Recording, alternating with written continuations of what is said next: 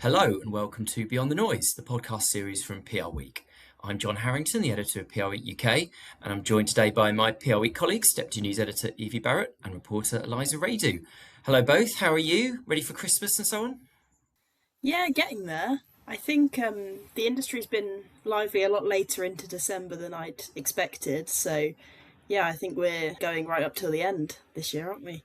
Yeah, we are. I'm conscious that I'm the person sort of pretty much stopping you guys from getting on with with festivities. But yeah, I think this will be a fun podcast, and yeah, it's good to catch up. And are you well, Eliza? I'm good. I'm excited for Christmas Day. I'm just ready to eat and relax, and I love a nap after a Christmas meal. Absolutely. Compulsory. Brilliant. So, this is obviously the final podcast of 2025. So, we're going to discuss what we think are the most important stories from the industry over the past 12 months. These aren't necessarily the most read or most dramatic stories or events, but rather we think their implications should be significant for 2026 and beyond. So, I'm going to go first and talk about AI GEO, something we've heard a lot about in recent months. One of the most quoted stats from this year comes from Muckrack, which had a survey that found 82% of AI citations came from earned media sources. This revelation and similar research around this area has really given weight to the idea that earned media is incredibly important for AI search, or GEO, generative engine optimization, and it's been a big discussion point this year. Several industry figures see it as a massive opportunity and have spoken to us about it. Here are some quotes from when we asked about it in the trading tracker a few months ago. Hard Numbers Managing Director Darryl Sperry said, "We currently have 4 active engagements for clients where GEO is an explicit line item in the budget and scope, and we expect that to increase in the future." Another quote here, Muckle Media Managing Director Natalie Agnew wrote, "We're working with AI expert Andrew Bruce Smith to deploy AI across the agency at greater pace, and GEO offers a huge opportunity to our clients. While we never really owned SEO, perhaps as it was seen as too technical, I'd love to see the PR and comms industry get ahead with generative engine optimization and show the value we bring in securing earned high domain authority coverage." So there was a lot of positivity there, but it wasn't universal. Some were more sceptical. In one of PRWeek's most read comment pieces of 2025, Manifest founder Alex Myers said the growing use of the GEO acronym is, quote, "a telltale sign that the agency scene is shitting itself." He argues that the industry should focus on being relevant to culture rather than on channels such as these. And Milk and Honey Managing Director Kath Myers said GEO is, quote, "an exciting but noisy space full of hype, half-truths and the occasional bit of snake oil." So is this something that people have spoken to you a lot about, Evie and Eliza? And what have they been saying? I think the point about it being too technical is definitely something that the industry is going to have to get over. I think, as Natalie was saying about how we saw similar with SEO, I think most people I've spoken to about it kind of don't understand it at the moment, or are sort of waiting for other people to figure it out so they can follow their leads. Obviously, you've got the people who are really into kind of the digital PR space and are at the forefront of it. But I think for the majority of the industry, they're still trying to work out what it actually means in practicality. I would agree with you, Evie. I feel like anecdotally, everyone wants to get involved and get their hands stuck in, but I don't think they actually know how yet. I think when AI was first adopted by a lot of agencies, there were a lot of questions and everyone was like, oh, I know what's about to happen. Several months later, no one knows what's going on. And I think we're going to see the same thing with GEO, where I predict we're not really going to understand it until 2028.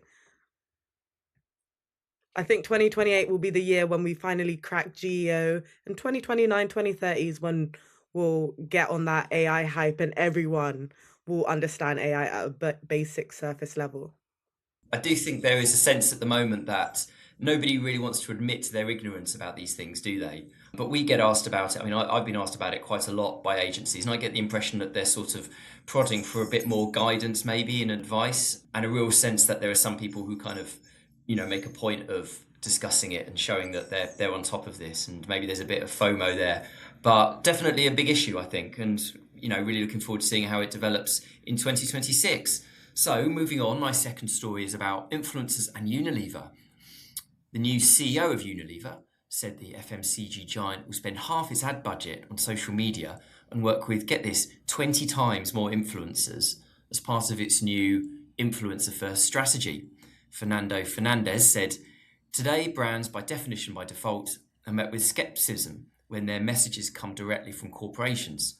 So creating marketing activity systems where others can speak for your brand at scale is incredibly important. Influencers, celebrities, TikTokers, these are the voices that matter."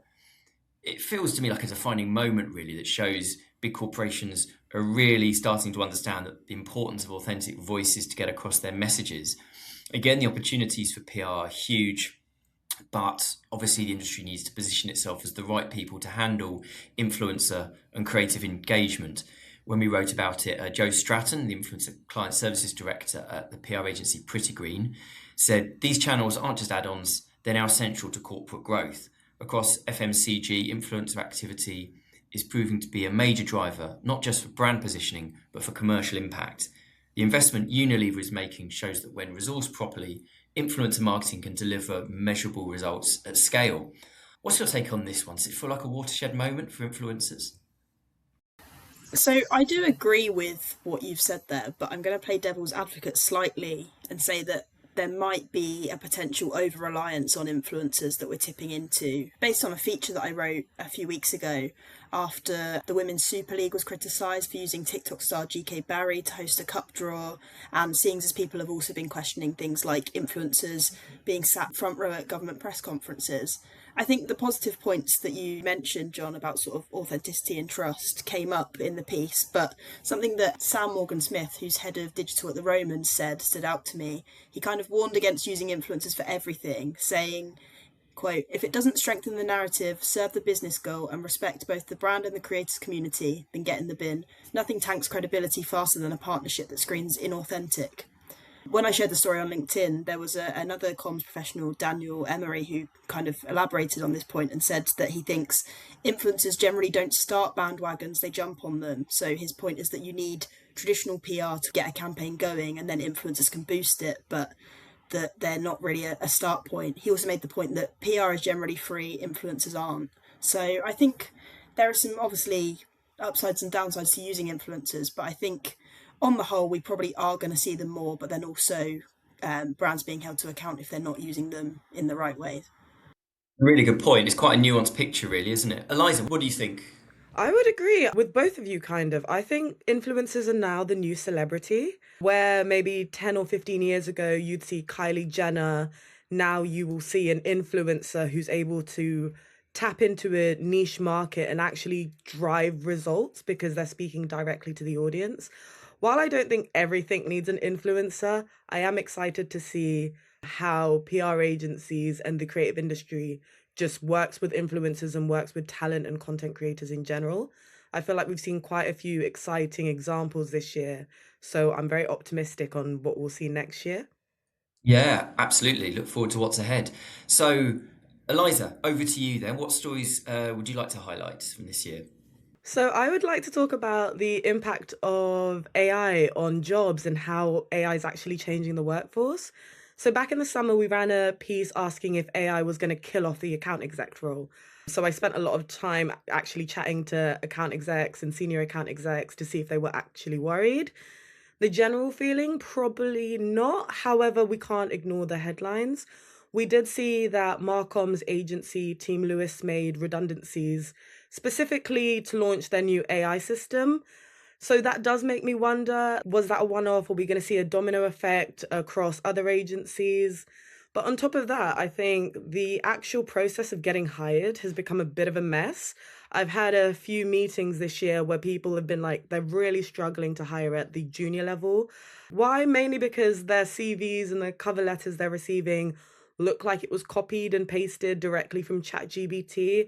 I had one agency boss tell me that she pulled up 5 cover letters side by side for a senior account position, and they all sounded the exact same. A few words tweaked here and there, but more or less everything kind of sounded robotic. You didn't really get that personal feeling.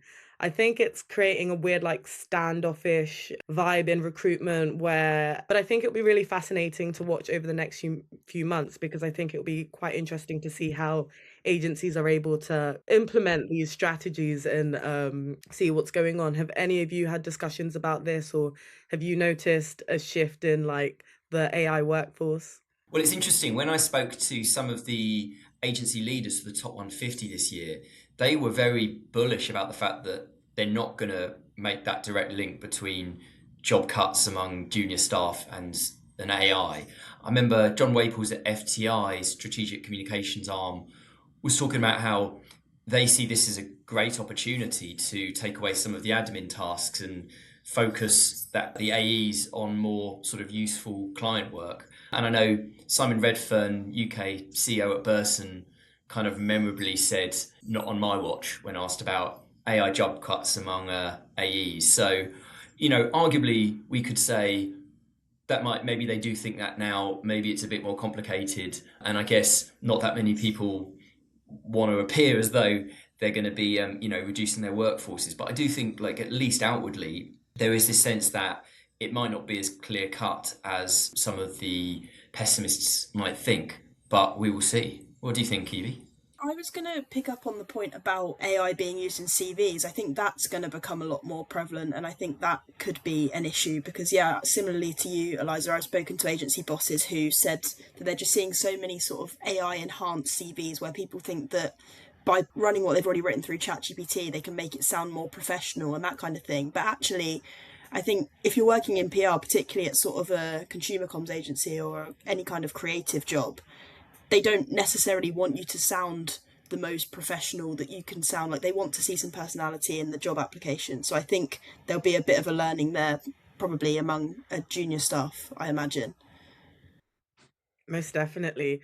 The next point I wanted to kind of touch upon is the 4-day work week, which is a contentious topic. So it's been a massive year for the return to office debate. It kicked off in January with WPP mandating 4 days a week in the office, which you can imagine has been met by plenty of heavy criticism and resistance from staff.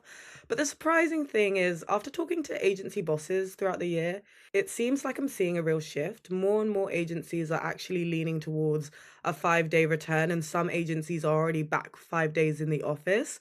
I can see the argument for it. There's more creative energy in the room. You're able to speak to your peers and your bosses and get mentorship from that. But of course, on the flip side, I think people have kind of grown to love the flexibility of hybrid life.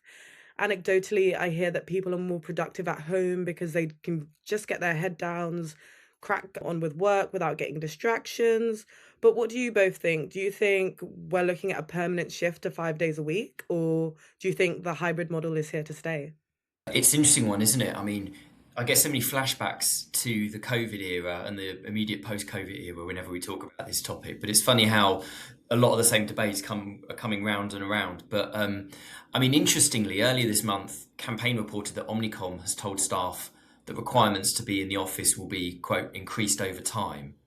So there may be a shift in consensus here. I was looking back at some of our earlier articles about this year. So a survey of UK comms agencies for PRWeek's UK Top 150 in January and February found 77% of UK agencies had no plans to increase the minimum number of days staff need to be in the office. Just 3% said they did. However, sizable minority, 13%, were not sure. This suggests that many agencies have been keeping their options open here. And I think employers across the economy generally are seeing that it is more of an employer's market now, and they can flex their muscles a bit when it comes to these things. And the debate you were talking about earlier on, will continue to rage about working from the office versus working from home. So, we'll see where it goes next year. So, Evie, what events have you picked up on this year? One thing that I thought was quite interesting and perhaps went under the radar a little bit was the release of the results from the PRCA census at the start of this month. So there was loads of fascinating stats in there about sort of average salaries and use of AVEs and things like that. But something that really stood out to me was some of the data around the pay gaps, and obviously the pay gaps themselves, as we've reported on, are still astonishing. I mean, the PRCA reported a 17% gender pay gap and an 18% ethnicity pay gap. But almost more interesting than that, I thought, was the reactions of the people they surveyed towards D&I efforts. So they found that 74% of surveyed practitioners thought their organisation's approach to diversity and inclusion was good or very good. But actually, when you break that down into gender, 68% of women thought their organisation's approach was good, compared to 82% of men. And that was actually a pattern that kind of went through the other stats as well. When they were asking about whether PR pros think their organisation's doing enough to combat the ethnicity pay gap, 17% of women said their organisation isn't doing enough, whereas only 4% of men said that. So it kind of shows that if these results are to be believed, that men are kind of more satisfied with where the industry is at currently than women. Another gender divide that the PRCA found was that, talking about mental health at work, 80% of men judged their mental health as good or very good, compared to only 58% of women. And the PRCA referred to that as a noticeable disparity. So I think, obviously, this might be skewed by the fact that PR is traditionally more of a female-heavy industry, but I do think the gaps in viewpoints there is something that could be picked up on. Yeah, I feel that there has been a growing recognition of a lot of the issues around inequality in the industry, around gender and ethnicity, haven't really been addressed very well. I certainly think the launch of the Break the Silence initiative this year that highlighted similar issues is kind of points to that fact. And I do get a real sense that there is frustration with this. You mentioned our own research on the pay gap. So yeah, PRWeek's Pay Gaps report, which we released in the autumn with people like us, continue to look at these issues.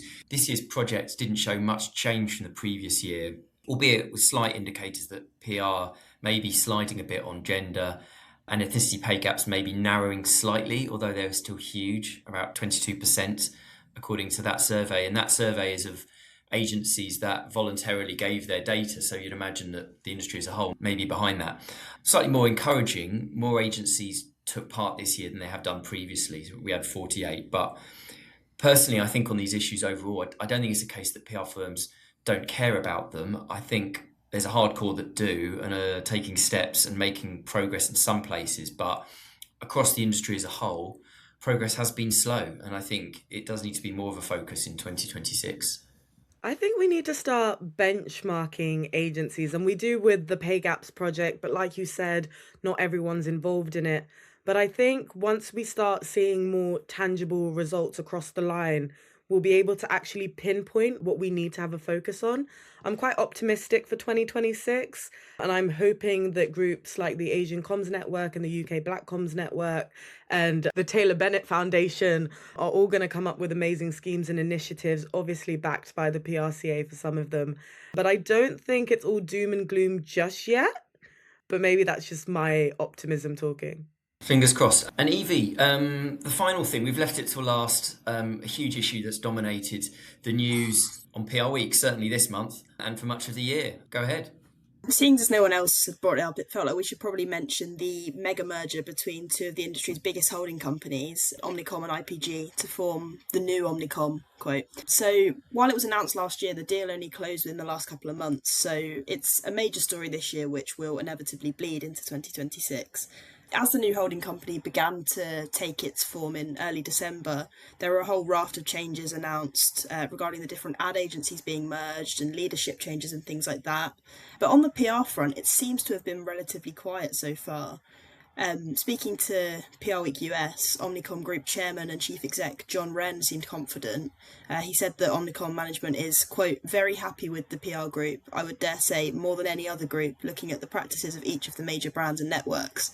He added that the holding company's comms agencies are, quote, going to probably have the least amount of disruption than most of the other big groups or crafts within the group. So that certainly feels like a positive sign for the industry going into next year. I mean, if the biggest network around sees value in its comms agencies, then I think PR firms of all sizes should probably have some faith in their abilities. But I wondered, do you think things will stay that way long term at Omnicom, John, or is there bound to be a bit of a shake-up in 2026? We hear a lot of rumours about this, how things might pan out. X agency might merge into Y agency, even talk of some PR assets being sold off.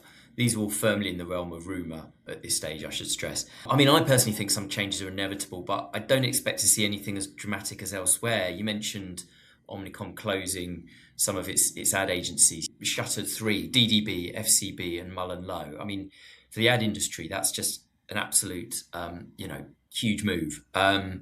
We should think, though, that PR is less than 10% of Omnicom's revenue. and it's not clearly as much of a priority, certainly in the early stages as other parts of the business. We hope the company sees PR as a growth area and makes investments in 2026. We obviously can't rule out more cuts, but I do think there are reasons to be optimistic. Eliza, do you have any thoughts on Omnicom? I think just like the merger between H&K and BCW, it left us all with a load of questions which only time was able to reveal. So I feel like with the new Omnicom, it's still too early to have a direct thought on it because things change in an instant, and we might come back in January and there's a whole new PR division or a whole new PR agency. So it's definitely one to watch and definitely one we'll be keeping an eye on at PR Week. Absolutely. Well, that is the end of this show. Thank you so much to Eliza and to Evie for your contributions. And thank you, of course, to everyone for listening to this episode of Beyond the Noise and for every episode of Beyond the Noise throughout this year. It's been a pleasure making these podcasts for you, and we look forward to coming back with plenty to say in the new year. So until then, from all of us, have a really good Christmas and a very peaceful new year. Goodbye.